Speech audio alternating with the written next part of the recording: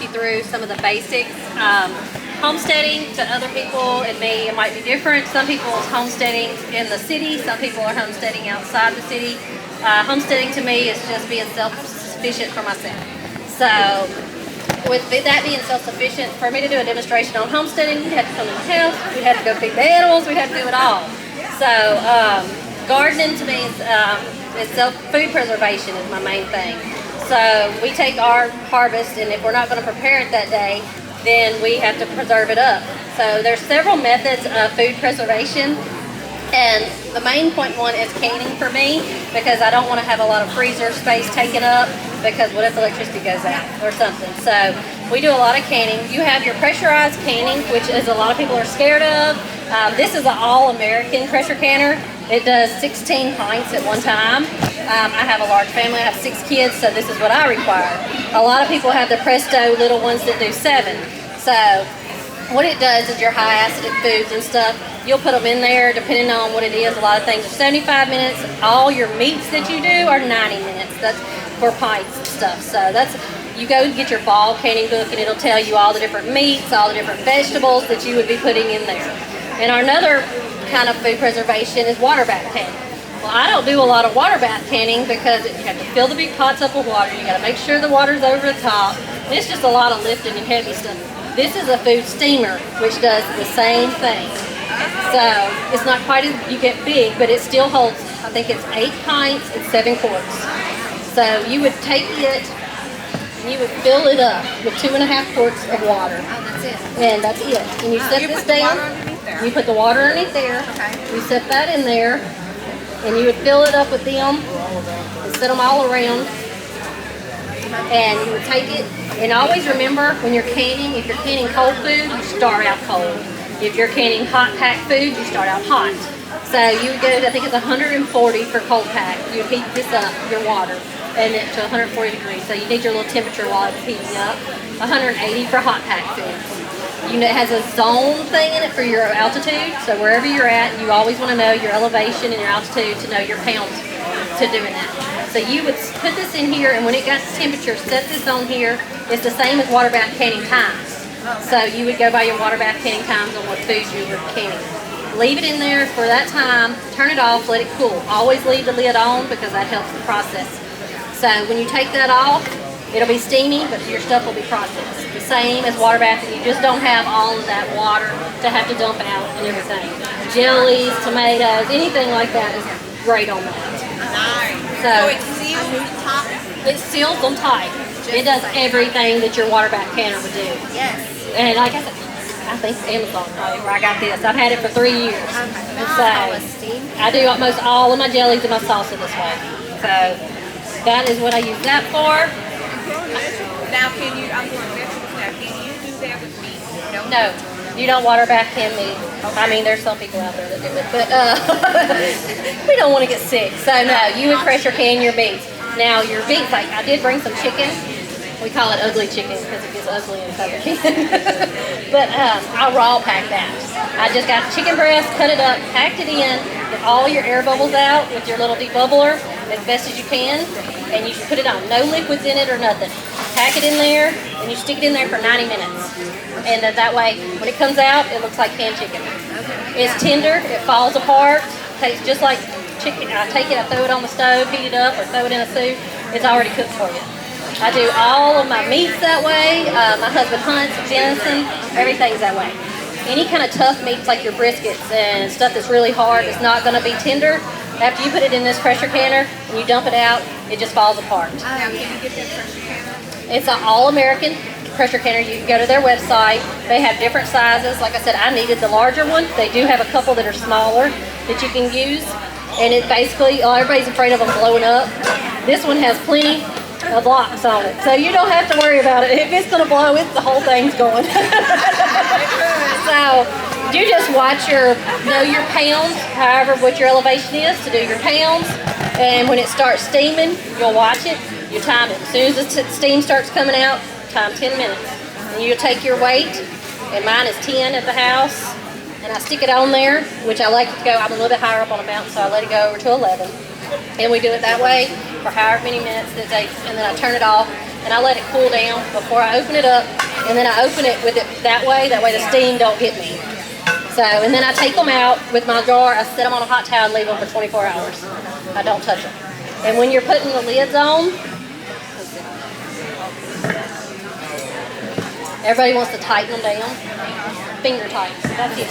Just finger tight, because it'll warp the lids and cause you not to have a complete seal. Always wipe your rims with vinegar to get any kind of oils or anything to remove from there. And like I said, I have beef stew that we have on hand. Potatoes, they're packed raw. All I do is chop them up raw, put them in here. I have salt on them and some melted butter. Put them in there and I process them. You take them out and I'll usually set them in warm water because this is your starch. And you'll just pour them at fried, the best fried potatoes. This is in the pressure can. The pressure can are the potatoes because they're a high acid food. And this is burrito in a jar. That's what my kids call it. I don't know. But it's your hamburger meat, your pinto beans, and your rice, and all your seasonings. So when you need a meal, don't sick or something, you just dump them out, heat it up, put it in tortillas, or you can add more broth to it, and you got like a taco soup. So I do potato soup. So it's endless on your food preservation with canning. I mean, you can freeze stuff. We have a food sealer at home, the food saver. We put leftovers in there. If it has dairy in it, a lot of times, if I creamer or something, I freeze it because it's not FDA approved to can milk. Now, I'm not telling you to go home and do it. I do it, but I don't do it. But like my potato soup, I fix everything in it except when I pour it out of the can, that's when I add my heavy cream and my cheese to it. So that's how I do that. Food saver, we do flour if we buy it in bulk because we homestead a lot. So I put it in my food saver bags and seal it up, and we put it in the Gamma lid 5-gallon buckets. I have about 100 pounds of flour and sugar and everything in those buckets sealed up. You can buy oxygen little absorbers and throw in there. Anything like that you can seal up. And then we have a food dehydrator. This is not top of the line because they have some of the ones that are really big and really nice, but this one came from Bass Pro Shop, and it was only like $100, $150 a couple years ago. I dehydrate fruit leather, like the roll-ups that your kids like. I puree and put a little pectin in it, and it makes it for them because I am all about not using chemicals in your foods and stuff. So their snacks, I buy marshmallows and dehydrate them. And there's some over here y'all can try. They're like the cereal marshmallows. They love Lucky Charms. So we can make our own homemade marshmallows and put them in there and dehydrate them. Lemons, limes, oranges, anything like that, you put in your dehydrator. I make beef jerky in my dehydrator. I was telling people earlier, these are seasoning peppers. And what I use with my seasoning peppers is I put them in my dehydrator and I grind them down to make my own seasonings. I put my garlic, my onion in my dehydrator and make my own powders and stuff for my kitchen. That way you know you grew it in your garden, so you know what's in the dirt and you know what's going in your mouth. And then there's a freeze dryer too, so I mean, I can't afford one of those right now, but if Harvest Right would like to. But you can freeze dry stuff, and it is shelf stable for up to 25 years when you put it in those Mylar bags. So I got the bags. Where are the bags? What's the name of the bags? If you're doing the food saver at Walmart, they have a ton of the little plastic bags. You can get them pre-cut, you can get them on a roll, and you just stick them on there and you punch a button. It says vacuum, and it sucks all the air out, and it seals it. Oh, you know, I have one and I have Well, you need to get to using it. Macaroni noodles and stuff like that. You can do that, and it saves those. Anything that you want to preserve over time that would be on the shelf and you're worried about, you can vacuum seal it and stick it in. I mean, they're fine in the bags, but if you want to go an extra step, you can put them in your like 5-gallon buckets or Rubbermaid containers or anything like that. So.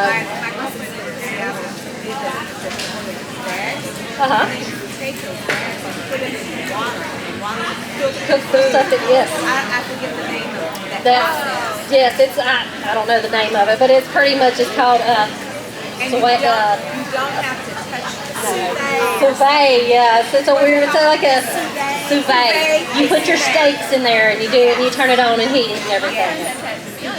Yes, and it helps tenderize stuff because it's got that vacuum seal on it. It makes your seasonings go down. So, yeah. So pressure canning is my number one thing, but then we do water bath during the spring because we like strawberries, blueberries, anything like that. So big on muscadines around here, so we make muscadine jelly. And like I said, the food dehydrator comes in great too. So if y'all have any questions, feel free. Any homesteading questions? I mean, I got chickens, ducks, turkeys. We're building quail coop right now, so we'll have quail. We have rabbits, and I have a big garden, and I'll have even bigger. We live on a mountain, so everything's raised beds. Yeah, raised beds. Yes, because our rocks grow rocks. Mine do too. Right. But I thank y'all for having me. And like I said, anybody wants to come by during the day, ask anything. And I'm also on Facebook and Instagram and YouTube. So I try to put videos out when I can and update. Usually Facebook's where I update the life of the farm and everything. Where is your literature? This right here, it's just kind of basic literature on how to can. It talks about your pressure canning and your water bath canning and stuff. If you have questions. These, I brought some examples of my canning books. And they're all mostly ball canning books. Yeah. So, and they're all available. You can go to the library and check a lot out, or you can go online to Amazon or any of your bookstores and get them. Yes. So I have a large thing of them. There's another one called Canning Completely, and she talks about all the meals in a jar. So that Diane something, I can't remember her last name, but yeah, I love her because of the meals in the jar. And how long have you been homesteading? Well, I grew up on a farm in Louisiana, and it was a dreaded chore, so I didn't want to do it. But I got away from it. But then I had kids and everything, and I have 6 kids. So, I mean, it's expensive. But me and my husband got together, we got talking. We both grew up on farms. And a lot of people have wandered away from that. Well, the older I got, I realized the more importance of preserving stuff. I realized the chemicals and stuff and everything. So we've moved to Arkansas 7 years ago.